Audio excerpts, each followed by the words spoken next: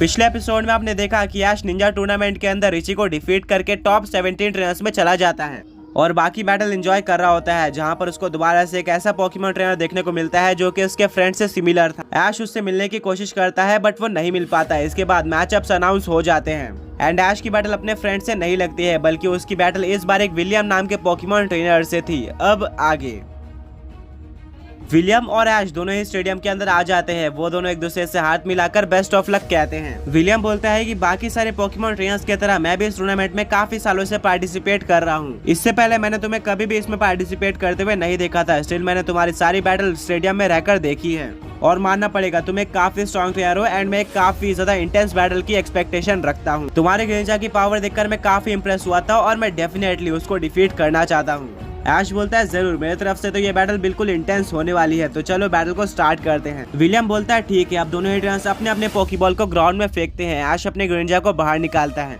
वहीं पर विलियम का ग्रेंजा भी बाहर आता है। बाकी सारे ग्रेंजा से अलग विलियम का ग्रेंजा बिल्कुल नॉर्मल था। ऐश बोलता है कि क्या टॉप 17 में एक नॉर्मल ग्रेंजा, ये तो मुझे अनबिलीवेबल सा लग रहा है। पिछले दोनों मैचेस में मैंने यूनिक और रेयर ग्रेंजा से बैटल करी थी, बट टॉप 17 में मेरे सामने एक नॉर्मल ग्रेंजा आया है। विलियम बोलता है कि ये बात जरूरी नहीं है कि हमारे पास कोई रेयर या फिर यूनिक ग्रेंजा ही हो। तुम्हारी इन्फॉर्मेशन के लिए बता दूं कि मैंने ऑलरेडी काफी सारे यूनिक और रेयर ग्रेंजा को हराया हुआ है और उसी से मैं यहाँ पर पहुंचा हूँ, तो मुझे अंडर एस्टिमेट मत करना। ये बैटल डेफिनेटली इंटेंस होने वाली है और मैं होप करता हूँ कि जो बेटर बैटल करे वो विनर बन जाए। बैटल स्टार्ट होती है। विलियम अपने ग्रेंजा को नाइट स्लैश अटैक यूज करने बोलता है। जब तक ऐश अपने ग्रेंजा को डॉज करने बोलता तब तक ये नाइट स्लैश अटैक ऐश के ग्रेंजा पर लग जाता है। इसके बाद विलियम का ग्रेंजा यूज करता है स्कार्ल अटैक का, ये भी ग्रेंजा के ऊपर लग जाता है। विलियम के ग्रेंजा की स्पीड काफी ज्यादा लग रही थी बाकी ग्रेंजा के मुकाबले और बैटल के स्टार्ट में उसने एक अपर हैंड ले लिया था। इसके बाद ऐश अपने ग्रेंजा को कट अटैक यूज करने बोलता है। जैसे ही ऐश का ग्रेंजा पास पहुंचता है, विलियम का ग्रेंजा इस अटैक को काफी ज्यादा इजीली डॉज कर लेता है और ऐश के ग्रेंजा के पीछे जाकर पावर अप पंच अटैक का यूज करता है, जिससे ऐश के ग्रेंजा को डैमेज पड़ता है। ब्रॉक बोलता है कि मतलब विलियम का ग्रेंजा देखने में यूनिक नहीं है बट उसके अंदर एक यूनिक चीज है।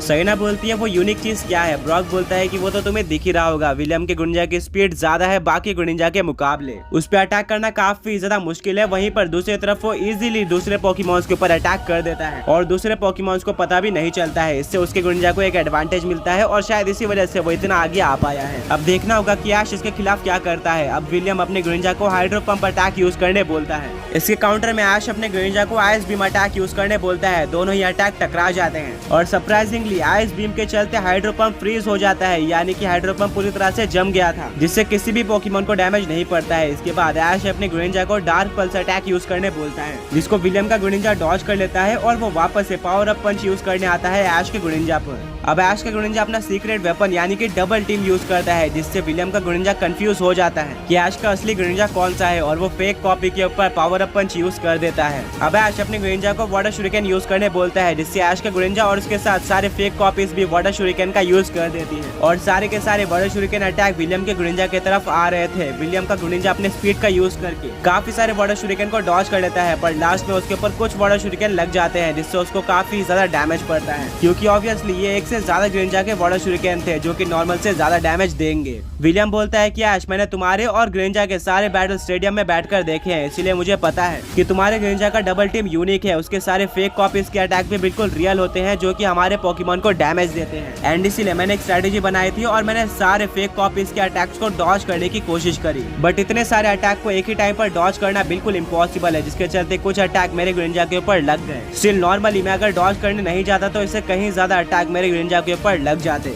ऐश बोलता है तुम्हारी नोटिसिंग स्किल तो काफी अच्छी है, बट तुम इस बैटल के बाद कुछ और भी नोटिस करने वाले हो कि मेरा ग्रेंजा सबसे ज्यादा स्ट्रॉन्ग है। ऐश अपने ग्रेंजा को दोबारा से डबल टीम अटैक यूज करने बोलता है, जिससे ऐश के ग्रेंजा की सारी फेक कॉपीज विलियम के ग्रेंजा को घेर लेती हैं। इसके बाद ऐश अपने ग्रेंजा को कट अटैक यूज करने बोलता है, जिससे चारों तरफ से कट अटैक विलियम के ग्रेंजा की तरफ आता है। विलियम बोलता है ग्रेंजा वहीं पर खड़े रहो। जैसे इस सारे ग्रेंजा विलियम के ग्रेंजा के पास आ जाते हैं, वैसे ही वो जंप कर देता है, जिससे सारे के सारे क्लोन ग्रेंजा के अटैक एक दूसरे से ही टकरा जाते हैं और उनमें से एक ऐश का ग्रेंजा भी था, जिसके चलते ऐश के ग्रेंजा को ही डैमेज पड़ जाता है। बट इसके बाद वो वाटर पल्स अटैक का यूज कर देता है, जो कि विलियम के ग्रेंजा के ऊपर लग जाता है और उसको डैमेज पड़ता है। विलियम का ग्रेंजा काफी हद तक ऐश के ग्रेंजा को टक्कर दे रहा था, पर तब ऐश अपनी ग्रेनिंजा को एरिया लेस अटैक यूज करने बोलता है। विलियम बोलता है वही पुरानी स्ट्रैटेजी, तुम इसका फिर से यूज कर रहे हो, ये बिल्कुल भी काम नहीं आने वाला है। जैसे ऐश का ग्रेनिंजा पास आ जाता है, विलियम का ग्रेनिंजा उसको डॉज करने जाता है, पर तब ऐश एक स्माइल देता है और अपने ग्रेनिंजा को पाउंड अटैक यूज करने बोलता है, जो कि विलियम के ग्रेनिंजा के ऊपर लग जाता है और उसका बैलेंस बिगड़ जाता है, जिसके चलते वो जमीन पर गिरता है। इसका फायदा उठाते हुए ऐश का ग्रेनिंजा यूज कर देता है एरिया लेस अटैक का। विलियम का ग्रेनिंजा अब काफी वीक हो चुका था। ऐश बोलता है कि ग्रेनिंजा यही मौका है, डबल टीम अटैक का यूज करो। ऐश का ग्रेनिंजा बिल्कुल ऐसे ही करता है और वो दोबारा से विलियम के ग्रेनिंजा को घेर लेता है। इसके बाद वो यूज करता है वाटर शूरिकेन का, जिससे काफी सारे वाटर शूरिकेन विलियम के ग्रेनिंजा की तरफ आते हैं। अब क्योंकि वो वीक हो चुका था, इसीलिए वो इन अटैक्स को डॉज नहीं कर पाता, जिसके चलते सारे के सारे वाटर शूरिकेन अटैक विलियम के ग्रेनिंजा के ऊपर लग जाते हैं, जिसके चलते काफी बड़ा एक्सप्लोजन होता है। विलियम डरा हुआ था क्योंकि उसको लग रहा था कि उसका ग्रेनिंजा हार चुका है। वहीं पर ऐश का ग्रेनिंजा अभी भी पूरी तरह से एक्टिव बोर्ड में खड़ा हुआ था, वो बिल्कुल भी डैमेज नहीं लग रहा था। सरीना बोलती है कि लगता है कि ऐश ने फाइनली एक और बैटल जीत लिया और अब वो टॉप 8 में चला जाएगा।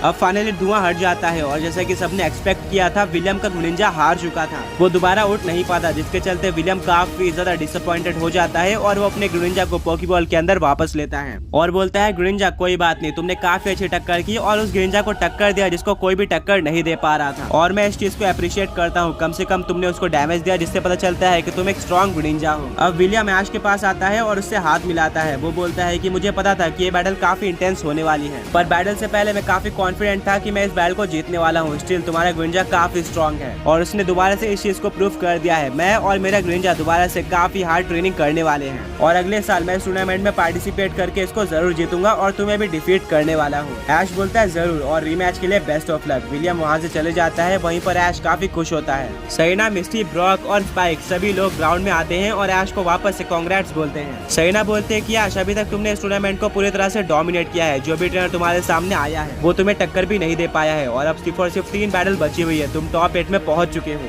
आई होप आगे भी तुम्हारे ग्रेनिंजा ऐसे ही बैटल करे और सारे अपोनेंट्स को डोमिनेट करके तुम्हें टाइटल जिता दे। ऐश थैंक यू बोलता है। वहीं पर स्पाइक स्पीचलेस था, उसने ऐश के ग्रेनिंजा की पावर पूरी तरह से देख ली थी। अब हर बार की तरह ऐश, ब्रॉक, मिस्टी, सरीना और स्पाइक बाकी सारी बैटल्स को एंजॉय करते हैं स्टेडियम में बैठकर। बैटल्स और भी ज्यादा इंटेंस हो गई थी एंड उनको और भी ज्यादा रेयर और यूनिक ग्रेनिंजा देखने को मिल रहे थे। ऐश बोलता है मैं तो उस टाइम का वेट कर रहा हूँ जो कि मेरे फ्रेंड से काफी ज्यादा सिमिलर लगता है और इस बार मैं उससे मिलकर रहूंगा। फाइनली वो ट्रेनर ग्राउंड में आता है और इसकी बैटल स्टार्ट होती है। वो दोबारा से अपने अपोनेंट को डोमिनेट कर रहा होता है। फाइनली वो ट्रेनर ग्राउंड में आता है और इसकी बैटल स्टार्ट होती है। वो दोबारा से अपने अपोनेंट को डोमिनेट कर रहा होता है।